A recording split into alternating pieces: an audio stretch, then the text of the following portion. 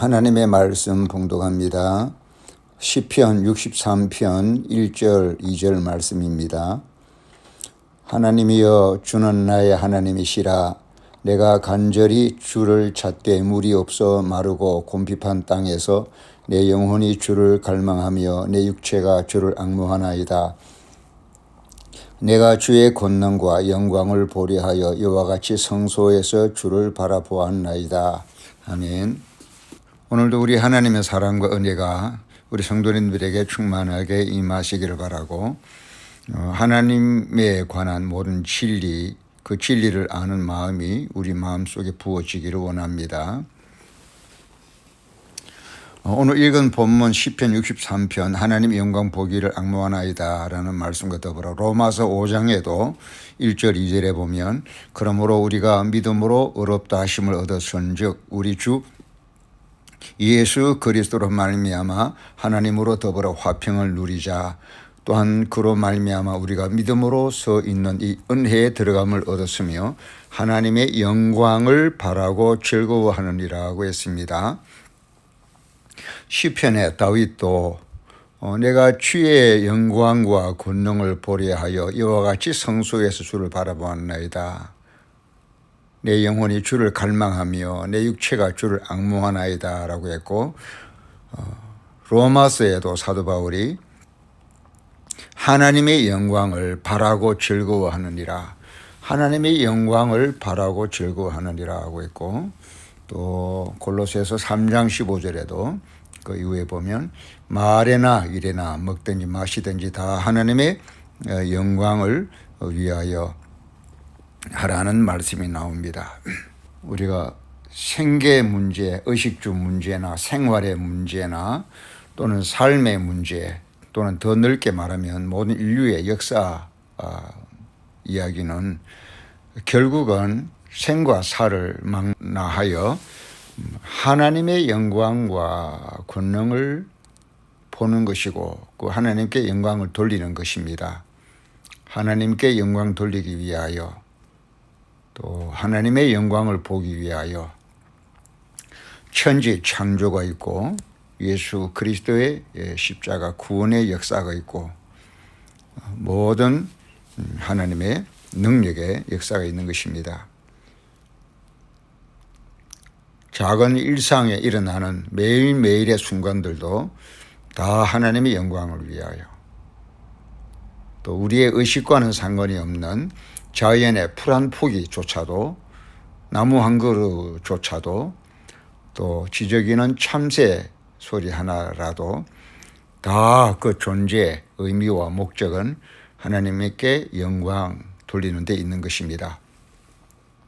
하물며 우리가 예배를 드리는 신앙 행위와 또 예배 드리기 위하여 모이는 교회의 모임, 교회 활동의 행위, 그 교회 속에서 펼쳐지는 크고 작은 모든 일들과 사건들 하나같이 빠짐없이 다 반드시 하나님의 영광과 권능을 보기 위한, 또 하나님의 영광을 나타내기 위한 목적이어야 하는 것입니다. 그래서 마태복음 6장 32절에도 먼저 그 나라와 의를 위하여 구하라. 그리하면 이 모든 것을 너희 천부께서 더하여 주시리라고 말씀하셨습니다. 그 하나님의 영광을 볼 때에, 하나님께 영광을 돌릴 때에 우리의 모든 생활의 염려에 관계된 모든 것들을 하나님께로부터 해결받을 수 있다라고 약속하신 것입니다. 무엇을 먹을까 입을까에 대한 염려, 근심, 걱정, 본능적인 염려, 근심, 걱정만이 아니고, 또 무엇을 하여야 하나님을 하오리까라는 일에 대한 본능적 충동만이 아니고, 반드시 그 결과에는, 그 이면에는 하나님의 영광과 권능이 나타나야 한다는 것입니다. 이것이 우리 존재의 대전제이고 모든 삶의, 또 모든 일의 대전제인 것입니다. 과연 나는 하나님의 영광을 돌리고 있는지, 하나님의 영광을 바라고 있는지, 하나님의 영광을 위하여 이 모든 일들을 진행하고 있는지, 우리 자신을 돌아보아야 할 필요가 있습니다. 하나님의 영광과 권능을 보기를 원하는 마음, 하나님을 만나기를 원하는 마음, 하나님을 모시기를 원하는 마음, 그 하나님의 나라와 의에 대한 목마름, 이런 목마름이 내게 있는가? 그런 갈망과 목마름 때문에 말을 하고 일을 하고 어떤 계획을 세우고 추진하는 그런 정당한 진행이 내게는 있는가? 우리 모든 일상생활을 점검해보고 신앙생활을 점검해보고 또 교회 생활을 점검해 보아야 할 것입니다. 그래서 예수님께서도 요한복음의 진행 과정을 쭉 걸어오시다가 마지막 부분에 요한복음 13장, 14장, 15장, 17장까지 전부 하나님의 영광을 위한 그런 그 관계성, 연관성을 설명하고 있습니다. 오늘 오전에도 우리가 요한복음 14장에서 하나님의 임재성에 대해서, 사람은 눈으로 보는 현실성에 민감하지만 눈에 보이는 현실보다 하나님의 임재, 예수님의 임재, 성령님의 내주하심, 모든 믿음의 실상, 사랑의 실상, 이런 것들을 우리 예수님께서 집중적으로 다루시면서 우리의 신앙이 자신에서부터 출발되고 비롯된 자의적 행위보다 하나님과 관계된 하나님과의 관계성, 연관성, 또 그 하나님이 실제로 내 안에 내 모든 삶의 현장에 함께 임재하시는 것에 대해서 계속해서 설명하고 계시는 것입니다. 이렇게 소중하고 중요한 하나님의 영광과 그 권능을, 만남의 영광을 누리고 즐거워하기 위해서 우리는 갖추어야 될 마음 자세가 있습니다. 하나님을 만날 때는, 그분을 모실 때는 특별한 자세가 필요한 것입니다. 요한2서 1장 9절에도 보면 지내쳐 그리스도 교훈 안에 거하지 아니하는 자마다 하나님을 모시지 못하되 교훈 안에 거하는 이 사람이 아버지와 아들을 모시느니라 라고 했습니다. 요한복음 14장에도 우리에게는 나타내시고 세상에는 나타내지 아니하시려는 그 이유가 무엇입니까? 라고 물어서 하나님의 임재성을 누리는 자와 하나님의 임재를 누리지 못하는 자를 구별했는데, 요한 2서 1장 9절에도 하나님과 예수님을, 아버지와 아들을 모시는 자와 모시지 못하는 자를 나누어서 설명하고 있습니다. 우리는 이렇게 하나님을 만나고 하나님을 모시고 하나님의 영광과 권능을 바라보고 또 누리는 자가 꼭 되어야 되겠습니다. 구약에 가끔 하나님께서 자기를 나타내실 때 우리가 신학적인 용어로 현현이라고 하는데, 모세에게 하나님이 직접 나타나신 그런 경우, 이스라엘 백성들 앞에 빽빽한 구름 가운데 시각적으로도 알 수 있게끔 하나님이 직접 시각적으로 나타나신 적들이 여러 번 있습니다. 그러나 하나님께서는 그렇게 눈에 보이는 시각이 아니라 우리의 마음 정성, 마음 중심을 통해서 하나님을 만나도록, 외부적인 충격을 통해서 만나는 것이 아니라 내부적인 진심 어린 사랑의 마음으로 교제하시고 또 함께 만나시고 또 사랑을 나누시기를 하나님이 원하시는 것입니다. 우리 마음의 중심을 통해서, 그러니까 사랑하는 마음, 믿는 마음, 의지하는 마음, 감사하는 마음, 사모하는 마음, 이 마음을 통해서 진정한 사랑을 성립시키시고 그 사랑을 통해서 우리를 만나십니다.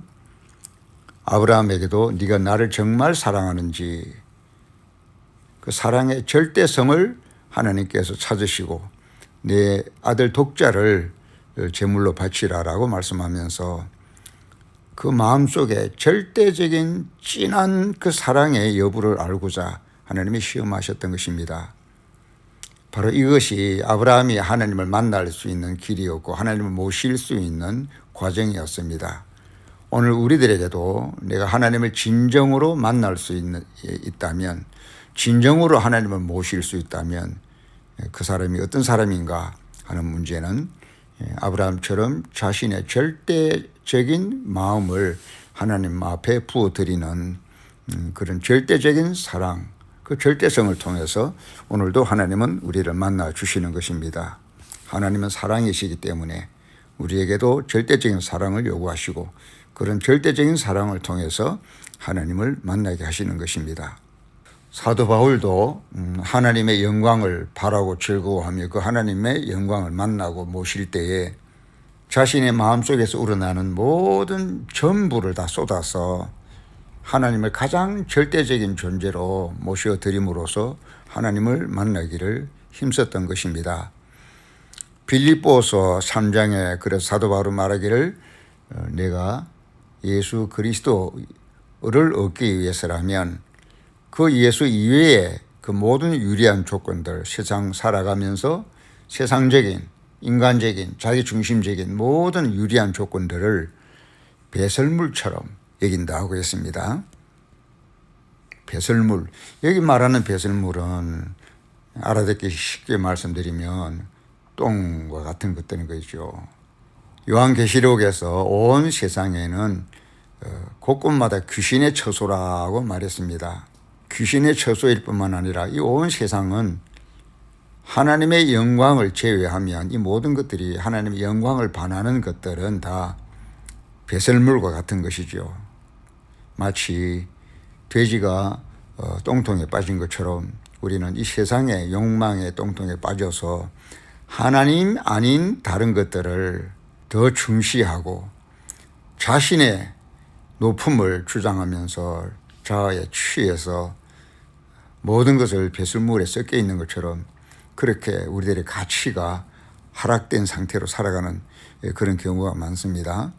하나님만이 영광이시고 그 영광을 바라고 즐거워하는 그런 고상한 신분이 아니라 하나님의 영광과 상관이 없는 마귀적, 세상적, 자기중심적, 육신, 쾌락적 그런 배설물 속에서 살고 있는 인생이라고 말할 수 있습니다. 이런 인생이 우리 하나님의 영광과 권능을 만나고 하나님을 모시고 그 하나님의 임재가 내 안에 머물도록 하기 위해서, 그 하나님을 만나기 위해서, 그 하나님의 영광을 보기 위해서는 아브라함과 같이 절대적인 신앙을 보여드려야 합니다. 온 이스라엘이 3년 반 동안 기근이 임했을 때에 오로지 사르밧 과부 하나만 구원을 받았지요. 그 구원의 요소가 무엇입니까? 구원의 조건이 무엇입니까? 사르밧 과부가 한 움큼 가루 가지고 마지막 식사를 만들어 하나밖에 없는 아들과 함께 그 나머지 남은 그 마지막 남은 한 주먹 되는 가루로 떡을 만들어서 그것 먹고 죽으려고 하는데 그 절대절명의 순간에 그 절대적인 마지막 식사를 엘리야가 나부터 먼저 먹이라고 했습니다. 절박함, 절실함, 절대성을 요구한 거죠. 마지막 먹고 죽으려고 하는 절대절명의 마지막 식사 한 끼를 엘리야가 나부터 먼저 먹이라. 그러면 사르밧 과부 입장에서 이 마지막 식사를 엘리야에게 주고 나면 자기들은 먹을 것이 없습니다. 하나님께서 사르밧 여인을 구원하기 위해서 그 구원의 값어치가 절대성이었던 것입니다. 마지막 식사 한 끼, 그 남은 식사 한 끼를 먼저 하나님께 드리는 그 절대성의 절대적인 믿음, 그것이 있을 때에 이스라엘에 그 많은 과부가 있지만 오로지 사르밧 과부 하나만 구원을 받은 것입니다. 아브라함도 하나밖에 없는 아들을 바쳐야 했고 엘리야 자신도 마찬가지입니다. 내 말이 없으면 3년 반 동안 비가 아니올 것이다라고 기근을 예언했고 그 예언대로 기근이 임했는데 그 예언대로 엘리야 자신도 그 기근에 같이 고통당하는 신세가 되었습니다. 하나님께서 이 엘리야를 먹이시는 방법이 그리 시냇가로 가라 해서 까마귀를 통해서 물어다 주는 음식을 먹으며 그 시냇가의 물을 마시면서 연명했습니다. 그 시냇가의 물이 다 말랐을 때는 조금 전에 말한 이 사르밧 지역의 과부 하나에게 가서 거기 가라라고 말씀함으로써 엘리야도 사르밧 과부도 하나님에 대한 절대적인 마음가짐을 통해서 구원을 받게 하신 것입니다. 나만 장군을 하나님께서 고치실 때도 나만 장군의 가장 생명과 같은 자신의 자존심과 체면을 요단강가에 7번 잠김으로 그걸 내려놓음으로써 그 병을 낫게 하신 것입니다. 구원에 따르는 대가지요. 절대성의 대가입니다. 전부를 바치는 그 희생정신과 헌신의 마음을 통해서 하나님은 우리를 구원하시는 것입니다. 하나님은 전능자십니다. 하나님은 지극히 높으신 분이십니다. 그러므로 우리가 하나님께 나아갈 때는, 하나님을 만날 때는, 하나님을 모실 때는 하나님의 임재감을 우리가 소유하려면 언제나 하나님께 내 가장 소중한 절대적인 가치를 하나님 앞에 드림의 마음, 내려놓음의 마음, 내 가장 소중한 자존심과 자아를 하나님 앞에 예물로 드리는 마음, 이런 드림을 통해서 하나님을 만나고, 이런 드림이 없이는, 내려놓음이 없이는, 절대적인 것을 하나님께 드림이 없이는 하나님을 만날 수 없고 또 하나님을 만나는 일에 실패할 수밖에 없는 것입니다.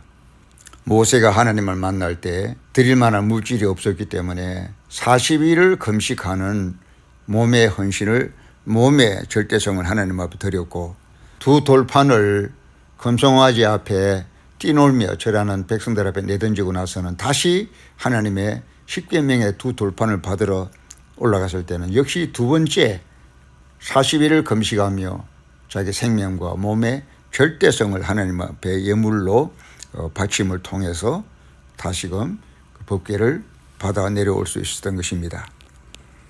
이스라엘 백성들의 성소에 예배할 때도 두 돌판을 담은 법궤를 메고 갈 수 있도록 고리를 만들어 놓고 그 고리에 채를 꿰어서 이동할 때는 어깨에 메고 옮기고 이동하도록 그렇게 하신 것입니다. 하나님을 섬기는 순종의 마음, 자신의 높음을 내어드리고 하나님을 어깨에 메어 그 법궤를 모시는 그런 순복의 자세를, 희생의 자세를 하나님이 요구하신 것입니다. 자기의 모든 계산과 감정 상태와 이런저런 욕구를 하나님 앞에 내려놓고 하나님이 정하신 방식대로 그것을 어깨에 메고 순복하며 복종하여 가도록 그렇게 하나님이 정하신 것인데, 웃사는 그것을 하지 아니하고 자유분방하게 아무런 부담 없이 어깨에 매는 순복에 드림이 없이 법궤를 수레에 싣고 가다가 멸망했습니다.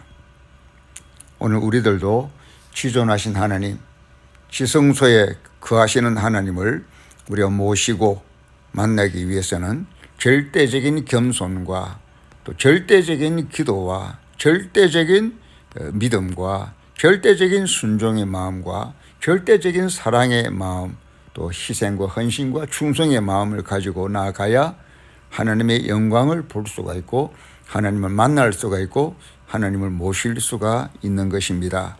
하나님은 그렇게 만나야 합니다. 창조하신 하나님, 전능하신 하나님, 지존하신 하나님, 광대하신 하나님, 영광이신 하나님은 그렇게 마땅히 우리가 모셔야 되고, 그런 하나님 앞에 우리는 마땅히 예물을 드리며 우리의 절대성을 하나님 앞에 예복으로 입고 나가야 하는 것입니다.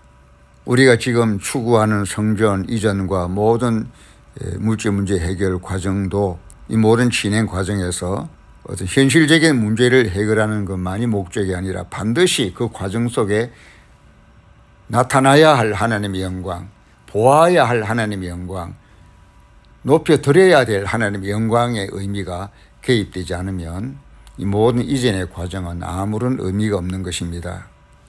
이전 자체는 사람의 눈으로 볼 때는 아무것도 아니지만, 그러나 이 모든 단순한 이전의 과정 속에서 우리는 하나님께 영광을 돌려야 되고 하나님의 영광의 방식을 따라 행동을 해야 되고 또 하나님의 영광을 보기를 사모하는 마음가짐으로 이 일에 임해야 하는 것입니다. 그렇지 않으면 우리에게는 상급이 없고 또 하나님의 영광의 의미가 나타나지 않기 때문에 모든 것들이 무의미할 수가 있고 우리에게 유익이 되지 못하는 그런 과정이 되고 말 것입니다. 마치 다윗이 성전을 짓기 전에 하나님께서 다윗의 마음속에 숨어있는 군사들의 많음을 인해서 자기의 어떤 자존감과 왕으로서의 위엄과 자아의 성취욕을 누리기를 바랬던 그 숨어있는 마음을 우리 하나님께서 드러내셔서 그것을 하나님 앞에 토해내게 하시고 번제와 또 화목제로 하나님 앞에 통해 자복하게 하신 후에야 오르난의 타작마당을 예루살렘 성전 터로 삼고 솔로몬 성전의 틀을 하나님이 준비하게 하신 것입니다. 우리들도 성전 이전에 이 과정을 통해서 성경적인 자세를 취해서 우리 자신을 이 기회에 우리 자신을 돌아보고 내가 하나님 앞에 바르지 못한 것이 무엇이 있는가를 돌아보고 또 바람직한 것을 붙잡아야 할 것은 무엇인지를 돌아보고 하나님의 영광과 권능을 보려고 하는 마음, 그 영광과 권능을 놓치지 않으려고 하는 그런 마음으로 이 일에 접근하시고 순간순간 믿음으로 하나님을 의지하고 순간순간 하나님의 감동하심에 감사하며 순간순간 하나님의 인도하심에 순종하고 하나님을 사랑하는 표로 우리의 헌신과 희생을 드리며 뜨거운 기도와 기도의 제물로 하나님 앞에 자신을 드리면서 이 일에 접근할 때에 비로소 의미 있는 성전 이전이 될 것이고 영적인 하나님 앞에서의 우리의 모든 믿음의 행위가 될 수 있을 줄로 믿습니다. 건물이 성전 자체가 아니라 하나님의 영광을 대하는 우리들의 마음 자체가 성전이기 때문에 내 마음 상태가 성전다운 마음이 되고 하나님의 영광과 권능을 보려고 하는 다윗 같은 이런 마음이 우리의 마음에 찌연하게 배어 있기를 바랍니다. 그래서 성전을 이전하는 과정에서 우리가 주도적으로 하나님 앞에 나를 드리고 하나님을 사모하고 하나님의 역사를 기다리고 하나님의 인도하심을 감청하며 하나님의 역사와 능력을 하나님의 축복하심을 간구하며 나아가는 것이 바로 영적 성전 건축일 것입니다. 그리하지 아니하고 건물만 또는 물질 문제, 금전 문제만 해결하려고 하는 그걸로 끝나려고 하는 마음이면 안 되겠지요. 그렇게 될 때는 하나님의 영광에 참여하기보다는 자연히 계산만 하게 되고 살피는 마음과 판단만 하고 또 입으로만 말하기만으로 끝나는 그런 행위가 되기가 쉽습니다. 하나님 앞에 마음 중심을 들여서 하나님 앞에 성전 이전을 대하는 내 마음 상태가 드림의 마음이요, 헌신의 마음이요, 순종의 마음이요, 믿고 의지하는 마음이요, 기도로 하나님 앞에 간구하는 마음이요, 이런 것들이 하나님 앞에 제단 위에 바쳐진 제물이 되어서 우리가 이번 이 교회에 하늘의 상급을 얻고 다시 시작되는 새로운 축복의 출발점이 되고 시작점이 되기를 간절히 바라는 것입니다. 나는 하나님께 무엇을 드려야 하나님을 기쁘시게 하는 걸까 곰곰이 한번 생각해 보시고 사람 앞에서 무엇을 행동하는 것이 아니라 사람이 아닌 하나님과 나 사이의 관계에서 오고 가는 그 과정이 어떠한가를 잘 살펴서 소재를 드릴 때 그 속에 반드시 향을 섞어야 하고 기름을 섞어야 하는 것처럼 하나님 앞에 성령에 감동된 기름 부으심과 하나님 앞에 기도의 제물로 드림이 되는 향이 되는 그런 우리의 신앙 행위가 되시기를 바랍니다.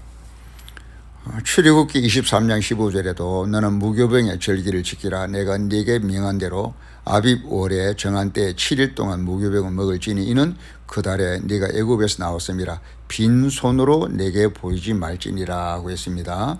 하나님 앞에 나아갈 때 예물을 가지고 하나님 앞에 나가야 합니다.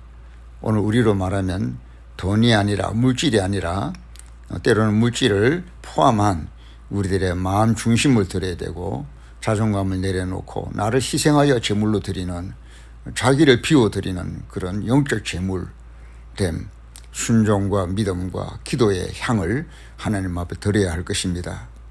마태복음 22장 11절에서 12절까지에도 그래서 하나님을 만나러 나아갈 때는 예복 없이 나아가면 되지 않는다라고 말씀합니다.